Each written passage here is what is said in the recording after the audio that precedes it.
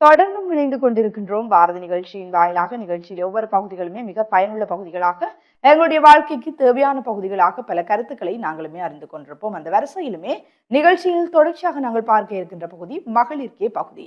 மகளிர்களுக்கான பல விடயங்களுக்கான தீர்வு என்று கூட நாங்கள் சொல்லிக் கொள்ள முடியும். பெண்கள் எவ்வாறு தங்களுடைய வாழ்க்கை பாதையில் நடந்து கொள்ள வேண்டும், அது மாத்திரமில்லாமல் அவர்கள் பிரச்சனைகள், நோய்களை எதிர்நோக்குகின்ற போது எவ்வாறான நுட்பங்களை பயன்படுத்த வேண்டும் போன்ற பல்வேறு விடயங்களை உள்ளடக்கியதாக இன்றைய தினத்துக்குரிய காணொலியும் காத்திருக்கின்றது. பார்க்கலாம்.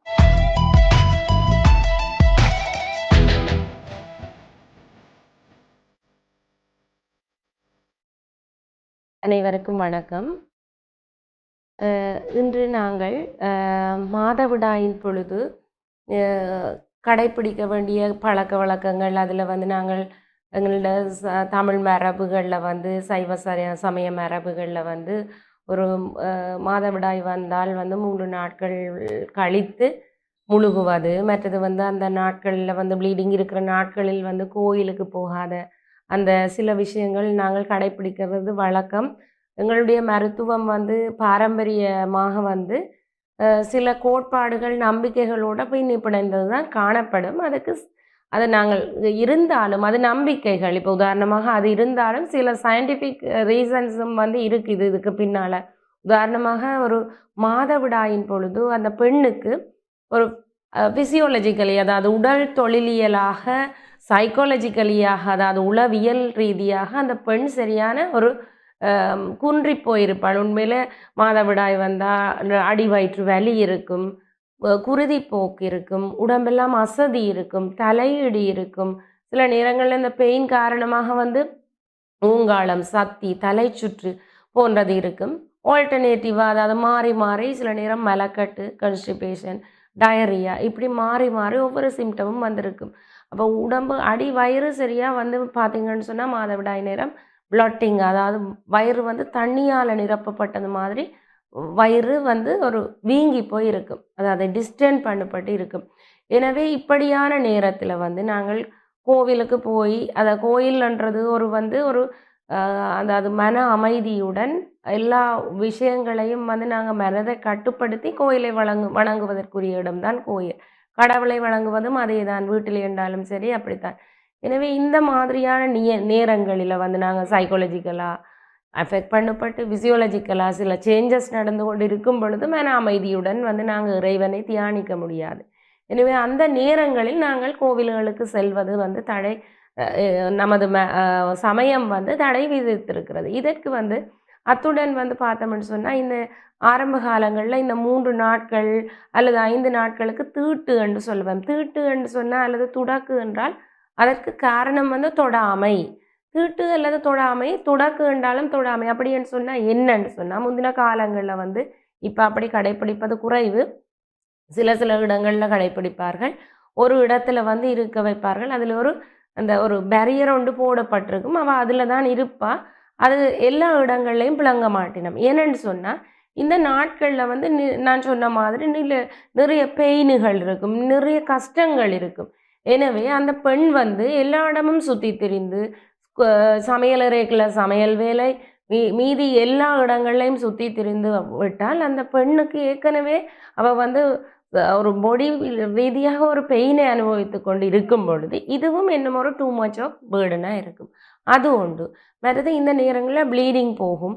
இப்போ ஒரு இடத்துல இருக்கும் பொழுது நாங்கள் அந்த முந்தின காலங்களில் வந்து அதாவது சானிட்டரி பேட்ஸ் வந்து யூஸ் பண்ணப்படவில்லை. அந்த நேரங்களில் துணி தான் பாவித்தது. அப்போ அந்த தீட்டு, அந்த துணி ப்ளீடிங் போகும் பொழுது ஒரு பெண் வந்து ஒரு இடத்தில் இருந்து அந்த இடத்துல வந்து அந்த கழிவுகளோ அல்லது ப்ளீடிங்கோ படும் பொழுது அது அந்த இடத்துல சரி அதை குளிக்கும் பொழுது அதை துப்புரவாக்குறது வந்து சுமை குறைவு. இது எல்லா இடங்களில் நாங்கள் போய் காட்டில், கதிரை, ஒவ்வொரு இடங்களிலும் இருந்து ஒவ்வொரு துணிகளையும் நாங்கள் அதை முட்டி அலைந்து செல்லும் பொழுது அதுகளில் சில நேரம் அந்த ப்ளீடிங் கரைப்பட்டிருந்தால் அந்த பெண் குளிக்கும் பொழுதோ முழுகும் போது அதையும் சேர்த்து நிறைய துணிகள் துவைக்க வேண்டி வரும். ஏற்கனவே லோவ் அப்டோமினல் பெயின் இருக்கும் பொழுது அந்த யூட்ரஸ்லேருந்து எண்டோமெட்ரியம், அதாவது கருப்பை அகவணி ஷெட் ஆஃப் பண்ணு அந்த கழட்டுப்படுற நிகழ்வு தான். உங்களுக்கு எல்லாம் தெரியும், சில நேரங்களில் மாதவிடாய் குருதி இழப்பின் பொழுது தசை மாதிரியான, அதாவது எண்டோமெட்ரியம் ஷெட் ஆஃப் பண்ணின இந்த கழிவுகளும் தசையாக வந்து போய் கொண்டிருக்கும். எனவே நாங்கள் அந்த இருக்கிற பிரச்சனை, அந்த பெயினுகளோட வந்து இவ்வளவு குருதி இழப்புன்றக்க ஒரு பெரிய ஒரு ப்ளீடிங் சம்மந்தப்பட்ட இழப்பு, ஹீமோகுளோபினை லாஸ் பண்ணும், பெயினுகள் இருக்கும். எனவே இந்தளவு பிரச்சனைகளோட நாங்கள் நிறைய துணிகள் பாவிப்பது, அல்லது அவருக்கு அந்த ரெஸ்ட்டை கொடுக்காட்டி போய் சமையலறைக்கு காலையிலிருந்து இரவு வரைக்கும் வேலைகளை செய்து கொண்டிருப்பது எல்லாம் சிரமமான காரியம் என்றதால் தான் நமது முன்னோர்கள் இப்படி ஒன்று வகுத்திருக்கிறார்கள். அதோடு மட்டுமன்றி இந்த 3ஆம் நாள் வந்து தலை குளிப்பு செய்வதை பற்றியும் சில விஷயங்கள் இருக்கு. அதாவது ஏன் 3ஆம் நாள் வந்து நாங்கள் தலை குளிப்பு செய்ய வேண்டும் என்று சொன்னால், அந்த 3 நாள் இப்போ 3 நாட்களும் வந்து ஒரு ஓய்வில் இருந்தால், இப்போ 3ஆவது நாட்கள் வரைக்கும் அவ வேறு தொடாமை 3 நாட்கள் கட்டுப்பாடு விதிக்கப்பட்டிருக்கு. அதாவது இந்த இடத்துல இருந்தால் நீ ரெஸ்டாக இருப்பாய். என்னென்னு சொன்னால், அந்த இடத்துல வந்து ஒரு ரெஸ்ட்டுக்குரிய ஒரு சந்தர்ப்பத்தை நாங்கள் அந்த பெண்ணுக்கு கொடுப்பதற்காகவே தான் நாங்கள் அந்த ஒரு ஓய்வையும் கடந்து ஓய்வு முடிந்தவுடன் ஒரு முழுக்கு, தலை முழுக்கு என்ற ஒரு விஷயத்துக்கு வருகின்றோம். இப்போ உதாரணமாக அந்த தலை முழுக்கு நாங்கள் செய்யும் பொழுது, உதாரணமாக ஒரு காலையிலிருந்தே குளிக்காவிட்டாலோ அல்லது ஒரு நாங்கள் குளிக்காமல் விட்டோம்னா அன்று முழுக்க சோம்பல்தனமாகத்தான் இருப்போம். எனவே இந்த 3 நாட்கள் ஓய்வு கொடுத்த ஒரு பெண்ணுக்கு 3ஆம் நாள் கழித்து 3 நாட்கள் ப்ளீடிங் எல்லாம் குறைஞ்சி எல்லாம் வரைக்க நாங்கள் ஒரு ஓய்வு எடுத்த பிறகு ஒரு ஃப்ரெஷ்னஸ், அதாவது புத்துணர்ச்சிக்காக இந்த தலை குளிப்பை நாங்கள் செய்கிறோம். இது நமது, அதாவது விஞ்ஞான ரீதியாக அவைக்கு வந்து ஒரு ரெஸ்ட்டை கொடுத்து அவைக்கு வந்து அவையின் பாதிப்பை குறைப்பதற்காக செய்யப்பட்டாலும் நமது சமயம் சார்ந்த விஷயங்கள் வந்து சில நம்பிக்கைகளுக்கு உண்டாகிறது.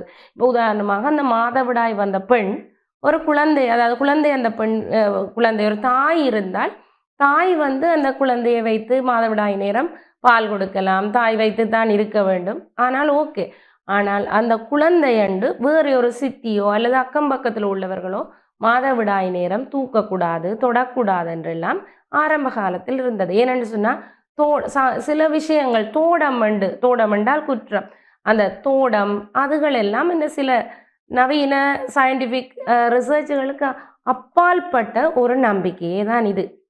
அதன்படி தான் இப்போ உதாரணமாக வந்து ஒரு குழந்தை வந்து தோடமோ அல்லது குழந்தை வந்து தொடுதல், அதாவது கண்ணால் பார்த்தா கண்ணூறு, நாவால் பார்த்தா நாவூறு, அப்போ இப்படி நாவால் தொட்டா நாவூறு, இப்படி ஒரு தோடம், அது என்னென்றே விஷயம் இல்லாமல் எங்களுடைய மதமோ எங்களுடைய சமூகமோ நம்பிக்கொண்டிருக்கும் பொழுது அந்த தோடம் நாங்கள் இப்படி செய்யாமல் விட்டால், அதாவது மாதவிடாய் ஏற்பட்ட குழந்தை, இந்த பெண் வந்து குழந்தையை தொடாமல் விட்டால் அல்லது தொட்டால் அன்று முழுக்க அந்த குழந்தையை அழ, சில விஷயங்கள் சுடலையை தாண்டி அந்த குழந்தையை கொண்டு போனால் அந்த குழந்தை அழும், சில விஷயங்கள் எங்களுடைய அறிவியலுக்கு அப்புறமாக சில நம்பிக்கைகளை கொண்டிருப்பதனால இப்படியான சில நடைமுறைகளை நாங்கள் கடைபிடித்து வருகின்றோம்.